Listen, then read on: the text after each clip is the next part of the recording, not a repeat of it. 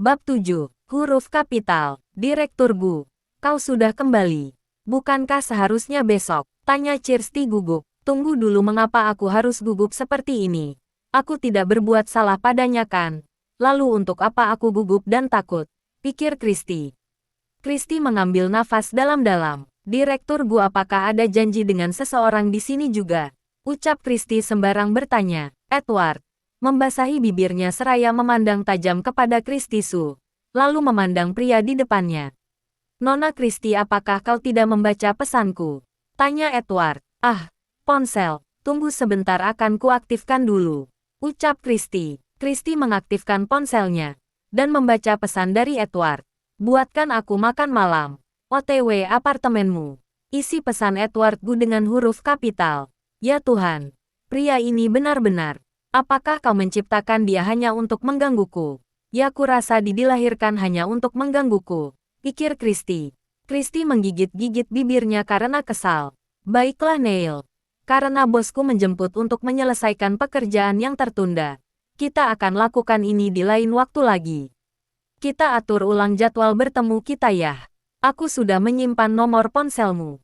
Nanti akan kuhubungi. Cap Kirsty dengan memaksakan senyumannya. Direktur Gu, mari silahkan. Cap Kirsty sambil menahan kesal. Kirsty Su dan Edward meninggalkan Lovers Cafe. Di dalam mobil Edward meminta ponsel Kirsty. Berikan ponselmu, perintah Edward. Kirsty memandang sinis kepada Edward. Tidak mau. Jawab Kirsty ketus. Aku akan menghitung sampai 3. Ucap Edward. Edward mulai menghitung perlahan. Di hitungan ketiga Kirsty akhirnya menyerah dan memberikan ponselnya. Edward mengambilnya dan segera membuka kontak phone Kirsty lalu mencari nama Neil dan menghapusnya. Aku akan menambahkan poin peraturannya lagi. Selama kesepakatan berlangsung kau dilarang bertemu dengan pria lain, ucap Edward. Kirsty sungguh kesal mendengar peraturan baru tersebut. Direktur Gu, apakah kau ingin membuatku sendirian seumur hidupku ini? Tanya Kirsty dengan bersungut kesal. Ya mungkin saja. Jawab Edward sambil memberikan senyuman provokasi kepada Kirsty. Dasar kurang kerjaan, ucap Kirsty sambil merebut ponselnya. Entah mengapa Edward suka sekali melihat ekspresi wajah Kirsty. Baginya Kirsty memiliki banyak ekspresi wajah yang tidak pernah membuat dia bosan untuk melihatnya. Meskipun itu ekspresi sedih di kala pertemuan pertama mereka di apartemen Kirsty waktu itu, ataupun ekspresi ketika Kirsty melihat rumah utama keluarga.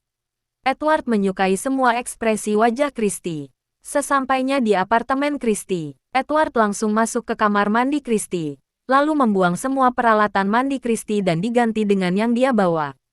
Peralatan mandi berpasangan, sikat gigi dengan model dan warna yang sama, handuk dengan warna yang sama, kimono mandi yang sama. Sementara Kirsty mulai sibuk menyiapkan makan malam mereka, tiba-tiba terbesit ide jahil Kirsty. Memikirkannya Kirsty sudah membuatnya merasa senang.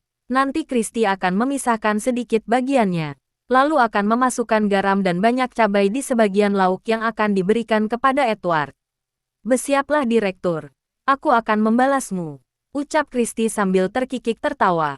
Edward selesai mandi, masih dengan menggunakan kimononya, lalu berjalan ke arah dapur. Apakah sudah selesai? Aku sudah sangat kelaparan, ucap Edward kepada Kirsty. Ya sebentar lagi. Direktur, silahkan duduk saja. Ini akan segera kusiapkan sebentar lagi, ucap Kirsty. Malam ini Kirsty hanya membuat makan malam sederhana. 1 jenis sup, dan tumis daging bawang bombay paprika. Kirsty menata makan malamnya di meja makannya yang minimalis tersebut. Makan malam sudah siap, panggilnya kepada Edward. Kirsty memakan makanannya dengan tenang. Sementara Edward dengan wajah meringis ketika mencoba supnya.